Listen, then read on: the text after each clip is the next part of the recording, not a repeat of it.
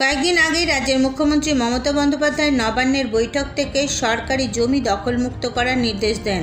সেই নির্দেশ মতো রাজ্যের বিভিন্ন প্রান্তে রাজ্য প্রশাসনের পক্ষ থেকে সরকারি জমি দখলদার মুক্ত করার অভিযান শুরু হয়। এই রকমই একটি সরকারি জমির জাল দলিল বানিয়ে খাস জমি দখল জমি মাফিয়াদের। এবার সেই সরকারি খাস জমি উদ্ধারে গিয়ে জমি মাফিয়াদের দাদাগিরি। সূত্রের খবর, ঘটনার কথা জানানো হয়েছে কাঁকসা বিডিওকে। জানা গেছে কাঁকসা ব্লকের গোপালপুর থেকে ভালুকপোন্দা যাবার রাস্তার পাশে থাকা সরকারি খাস জমির জাল কাগজপত্র তৈরি করে সেই জমি ভরাট করে বিক্রি করার একটা প্রক্রিয়া শুরু করেছিল কয়েকজন জমি মাফিয়া। সেই খবর পেয়ে কাঁকসা ভূমি রাজস্ব দপ্তর ও গোপালপুর গ্রাম পঞ্চায়েতের আধিকারিকরা গিয়ে সেই জমির দখল নিয়ে একটি বোর্ডও লাগিয়ে দেয়। কিন্তু তাতে কি আর হবে, সেই বোর্ডকেই আবার ভেঙে সরিয়ে দেওয়া হলো। এই অন্যায় করেও ডোন্ট কেয়ার জমি মাফিয়াদের।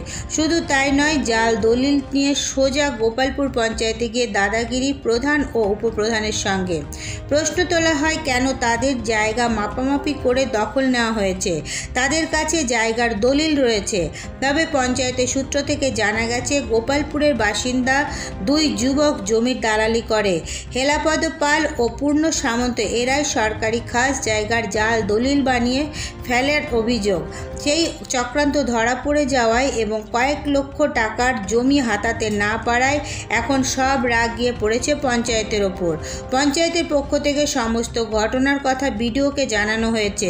তবে একটা প্রশ্ন উঠেছে, এইসব জমি মাফিয়ারা কোন সাহসে এই ধরনের কারবার করছে? একেবারে জাল নথিপত্র বানিয়ে সরকারি জমি নিজেদের বলে দাবি করছে। বলতে হবে এদের সাহস আছে।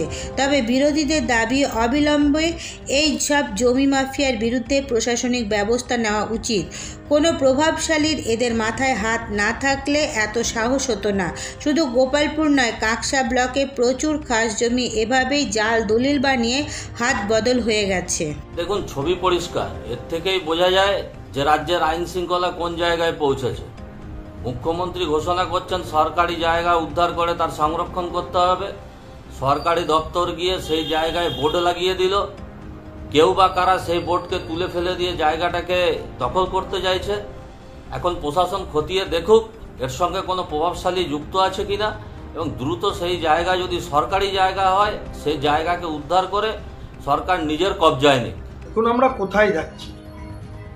জমি মাফিয়ারা জমি লুট করছে, সরকারি জমি লুট করছে, খাস জমি লুট করছে। তারপরে তারা আবার মিথ্যা কাগজ বানিয়ে পঞ্চায়েত প্রধান, উপপ্রধান, বিডিওদের মতো প্রশাসনিক পদে যাদের রয়েছেন তাদের চমকাচ্ছে, ধমকাচ্ছে।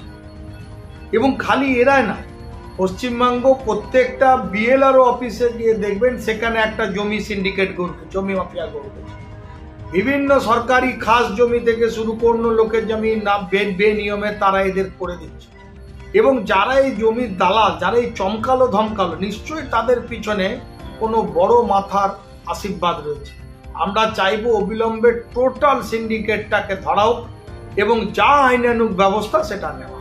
এই ঘটনা নিয়ে গোপালপুর গ্রাম পঞ্চায়েত প্রধান এবং পঞ্চায়েত সমিতির সভাপতি জানিয়েছেন, আমাদের কাছে গোপন সূত্রে খবর এসেছিল যে 1129 নম্বর দাগে কিছু লোক ওটাকে অধিগ্রহণ করছিলেন, দখল করবার চেষ্টা করছিলেন। তো এই নিয়ে আমরা ঊর্ধ্বতন কর্তৃপক্ষ, বিডিও অফিস, বিডিও ম্যাডাম এবং বিএলআর অফিসে যথারীতি লিখিত কমপ্লেন করি এবং সেটা দেখাও যায় যে হ্যাঁ, সেখানে মাটি ফেলে আপনার ওখানটাকে ড্রেজিং করা হচ্ছিল।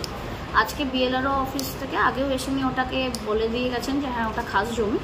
আজকে আরআই সাহেব এসে ওটাকে আরও ডিমার্কেশন করে দিয়ে গেছেন। আমরা সেখানে ছিলাম এবং ওটা ইতিমধ্যেই আমরা 2-1 দিনের মধ্যে ওটাকে আমরা ঘিরেও নেব। আর অলরেডি আপনাকে অভিযোগ জানিয়েছেন? আমাদের কাছে গোপন সূত্রে অভিযোগ এসেছিল, কোনো লিখিত কমপ্লেন আসেনি। মৌখিক এসেছিল যে ওই জমিটাতে লোকে দখল করছে। তো সেটার জন্য আমরা ওটাকে ইনকোয়ারি করিয়েছিলাম যে জমিটি ব্যক্তিগত না আমাদের গভর্নমেন্টের জমি। তো ইনকোয়ারি করে দেখা যায় যে ওটা আমাদের গভর্নমেন্ট ল্যান্ড। আমাদের রাজ্যের মুখ্যমন্ত্রী মমতা বন্দ্যোপাধ্যায় ইতিমধ্যে ঘোষণা করেছেন যে রাজ্যের বিভিন্ন সরকারি খাস জমি যেগুলো, সেগুলো বিভিন্ন জমি মাফিয়ারা এবং অনেক ব্যক্তি দখল করে আছে।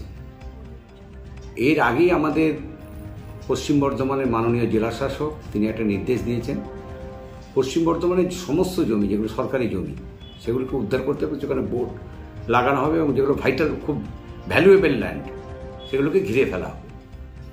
ইতিমধ্যে গোপালপুর কাকসা ব্লকের গোপালপুর মৌজার 1129 নম্বর একটি দাগ আছে, অনেক দাগের মধ্যে এটি একটি। দীর্ঘদিন ধরে দুজন জমি মাফিয়া, হেলাপদ পাল এবং পূর্ণ সামন্ত, এরা ওই জমিটাকে দখল নেওয়ার চেষ্টা করছে। তো আমরা এর আগে প্রশাসনিকভাবে এদের আমরা আটকেছি। এই ঘটনার পরে বিভিন্ন জায়গাতে সমস্ত ভেস্টেড ল্যান্ডের ওপরে সরকারি বোর্ড লাগানো হচ্ছে, যেটা গভর্নমেন্টের ল্যান্ড, যেটা সাধারণ মানুষও যেমন বুঝতে পারবে, সেটা সরকার বিভিন্ন প্রকল্পের জন্য জমিগুলোকে নিতে পারবে। প্রচুর সরকারি প্রকল্প আসছে। সেই অনুযায়ী আমাদের কাকসা ব্লকের সমস্ত মৌজাতি যত সরকারি জমি আছে সেগুলোতে বোর্ড লাগানো হচ্ছে। এবং গোপালপুরে ওই যে 1129 নম্বর যে প্লট, সেটা একটা ভ্যালুয়েবল প্লট। তো সেই জমিতে বোর্ড লাগানোর পরে দেখা যাচ্ছে রাতের অন্ধকারে এই দুজন জমি মাফিয়া, যারা পঞ্চায়েতে আগের দিন গিয়ে পঞ্চায়েতের সাথে বিভিন্ন তর্ক বিতর্ক করেছে জমি আমাদের, তাদের কাছে কোনো পেপারস নেই। পেপারস থাকার কথাই নয়, কারণ সরকারি নথিতে পরিষ্কার এটা ভেস্টেড, অর্থাৎ খাস জমি। বোর্ড লাগানোর পর বোর্ডটি ওরা তুলে ফেলে দেয়। সেই অনুযায়ী পুলিশের রিপোর্ট হয়, পুলিশের মধ্যে ইনকোয়ারি করে গেছে। এবং আজকে বিএলআর অফিস থেকে আড়াই নিজে দাঁড়িয়ে থেকে ওই জমিটাকে সরকারি তরফ থেকে ঘিরে ফেলা হচ্ছে।